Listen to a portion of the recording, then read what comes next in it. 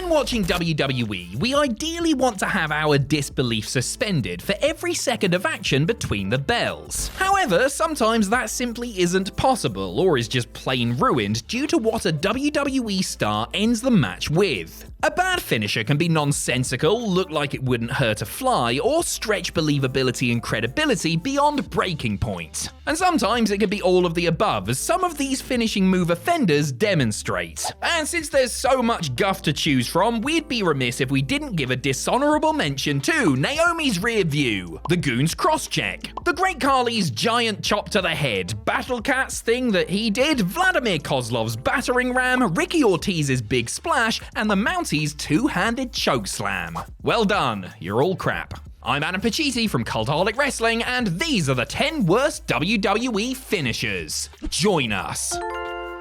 Number 10, WMD. Because of his massive size, pretty much everything the Big Show did looked impressive. The world's largest athlete typically used a chokeslam to finish off his opponents, save for a relatively brief period where he used the final cut, but in the early 2010s, he drastically switched things up. Show started using the WMD, aka the weapon of mass destruction, which was a simple, good old-fashioned punch to the jaw. Now, I'm not going to try and pretend that getting smacked in the face by a man the size of Paul White wouldn't hurt. It would probably hurt me a bit, and your face would likely shatter into 1,000 tiny pieces. But like, seriously, a punch to the face? That's what we're ending the match with now, is it? Not only are closed fists supposedly illegal, but why on earth does Show spend 5, 10, or even 15 minutes farting about with the pretense of having a wrestling match if he possesses such incredible knockout power? The WMD was a good idea in theory and looked decent if the person receiving it sold it well, but this was a swing and a miss for me, I'm afraid.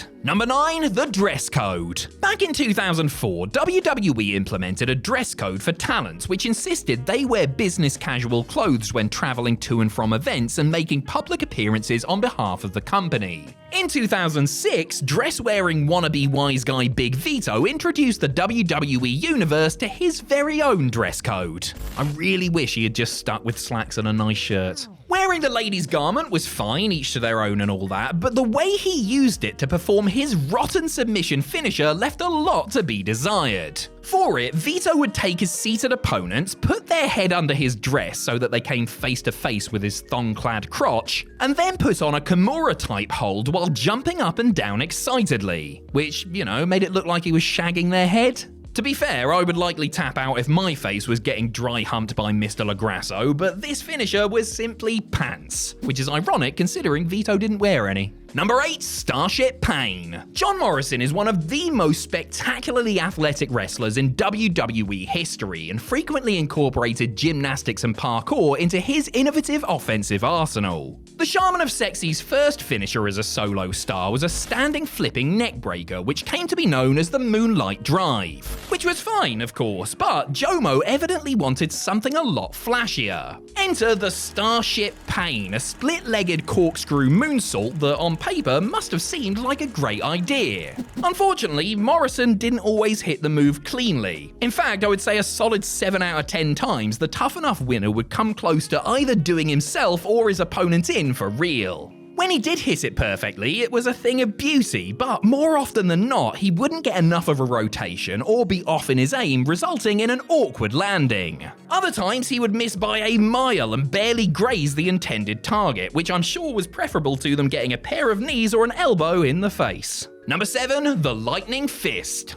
A lot had been made of John Cena having 5 moves of doom, 2 of which were his attitude adjustment and STF finishers. As finishers, the AA and STF were certainly over with the crowd and got the job done, but were hardly up there with some of the finishers that other all-time greats used to rack up wins. In 2018, the now part-time Big Match John decided to add a 6th move of doom, and this one would be the doomiest of all. Sorry, no, I meant dumbest of all. Cena debuted the Lightning Fist in a tag match at that year's Super Showdown after running through his usual comeback routine of shoulder blocks, spinning sit-out slam, 5-knuckle shuffle, and AA. The Lightning Fist, or Shandy and Quanto if you prefer, came from training with Jackie Chan's stunt team while Cena was preparing for a movie in China, a nation the man himself wanted to show respect to with the move. So it should have been cool, but it looked like the 16-time world champion was just taking the piss by doing something ludicrous to pop the boys. Which, to be fair, he may well have been.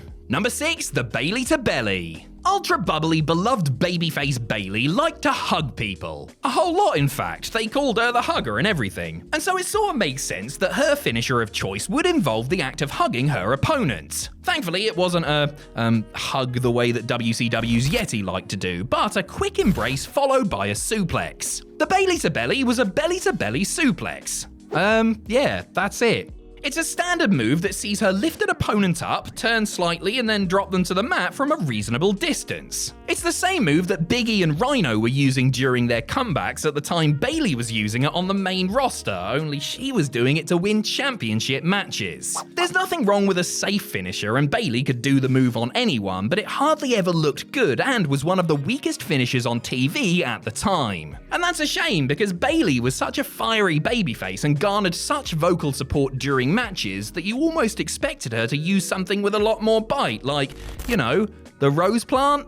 Number 5, trip to the Batcave. There were very few redeeming qualities to Bastion Booger. Actually, wait, scrap that. There were no redeeming qualities to Bastion Booger. The name, his behavior in skits and segments, that ring attire, it was all designed to repulse, and WWE did a good job of that. Such a grotesque character naturally had a disgusting way of ending matches. Booger would stand above his downed opponent's face, shake around with some weird little dance, and then simply drop down with the old knob to face. It wasn't particularly impactful despite Mike Shaw's massive frame, but I do admit that I wouldn't get up, or appear in public for that matter, after visiting the so-called Batcave. I know Booger was a lower card novelty act that was essentially designed to humiliate Shaw, but his finisher was the teabag, folks. I mean, at least when other super heavyweights like Earthquake or Yokozuna used their girth to sit on their opponents, there was a bit more oomph behind it. The trip to the Batcave was, like much of this era of WWE, cartoonish nonsense that we would all do well to erase from our collective memory. Number 4, the Playmaker. A few WWE stars used the move commonly known as the Overdrive, which Randy Orton called the Ozone and Carlito referred to as, "This is rubbish, I need to do something much better." But it's most closely associated with MVP, who labeled it the Playmaker. The gist of the move is that the giver takes his doubled over opponents, places the back of their right knee over the back of the head, grabs the right arm, and then twists their knee and pulls the arm at the same time, sending the recipient spinning into a back bump. Honestly, it was every bit as convoluted as it sounds, and was another finisher where, if it came off well, fine, but a lot of times it just didn't, and timing issues could often make it hard for it to come together in synchronicity. Oh, and if Montel tried to do it on someone bigger, like Kane, it would turn out to be really sloppy. It seems the man himself became aware of how inconsistent it was at some point, and switched it to a much easier jumping flatliner he dubbed the play of the day. Number 3, the Atomic Leg Drop. During the height of Hulkamania, Hulk Hogan could have finished his matches with a noogie, and the millions of Hulkamaniacs would have lapped it up. Everything about the Hulkster was over, and he had his crowd-friendly routine down to an exact science. This included his final comeback, where he would Hulk up, hit his feckless foe with a few big haymakers, send them off the ropes, big boot, and then secure the inevitable victory with the Atomic Leg Drop. And that's all well and good in the 1980s, brother, but as we moved into the early 90s, and then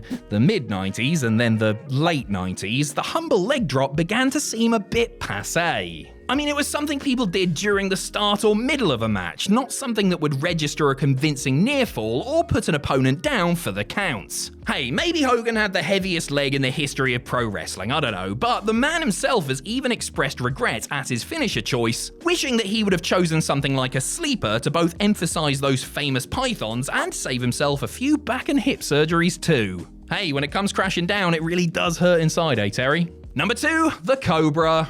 Professional wrestling doesn't have to be super serious all the time, and there's plenty of room for comedy in WWE. I mean, it's usually excruciatingly bad, unfunny comedy, but still, there's room for it. Santino Marella made a career out of acting the clown, and was typically entertaining in his matches, segments, and interviews. And it was really no surprise to see the Milan Miracle come up with an eye-rolling finisher that turned into a PG-rated merchandise machine. The Cobra saw Santino, well, it saw him turn his arm into a pretend snake, which would then strike and bite his opponent on the neck. Before long, he added a colourful sleeve that he would pull out and put on prior, a la Mick Foley and Mr. Socko. Amazingly, this piece of pantomime was heavily protected, and only 2 people, Daniel Bryan and Sheamus, ever kicked out of the Cobra. Hey, the move was over, which is really what counts at the end of the day, but it's beyond farcical that something like that would render the mighty JTG into a seizure state. Oh, bollocks, I still love it though.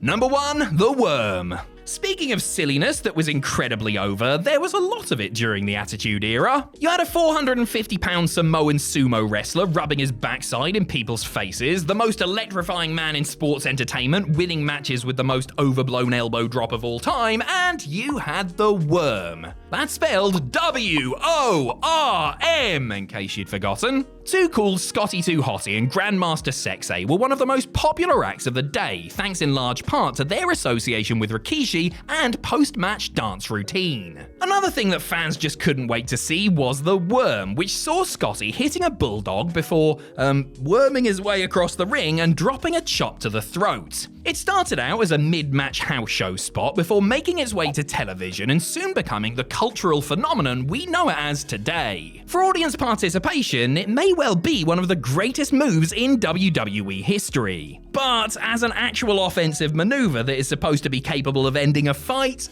it ranks as the worst. And no, I'm not just jealous because I could never quite do it.